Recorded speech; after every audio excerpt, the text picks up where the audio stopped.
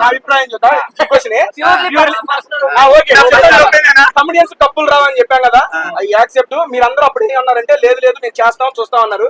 నేను ఓపెన్ గా మీడియా ముఖంగా ఈ రోజు చెబుతున్నానండి, టాప్ 5 ఎవరో అందరికి తెలిసిపోయింది. 5వ స్థానంలో అవినాష్ అన్న ఉన్నాడు. ఓపెన్ గా చెబుతున్నా, రేపు ఫినాలే రోజున 5వ స్థానంలో అవినాష్ అన్న బయటకు వస్తాడు.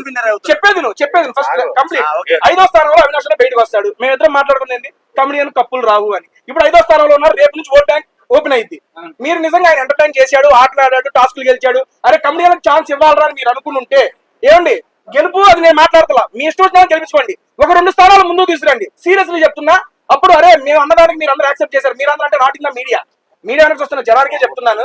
కమిడియన్ కప్పులు రావన్నప్పుడు మీరు చాలా ఫీల్ అయిపోయారు. బయటకు వచ్చి నేను చూశాను, చాలా రెస్పాన్స్ వచ్చింది దానికి. ఎందుకు రావు, మీరు ఆడని మేము గెలిపిస్తామని. ఆయన ఆడి టాప్ 5 లో నిలిచాడు కాబట్టి ఒక 2 స్థానాలు ముందుకు తీసుకురండి.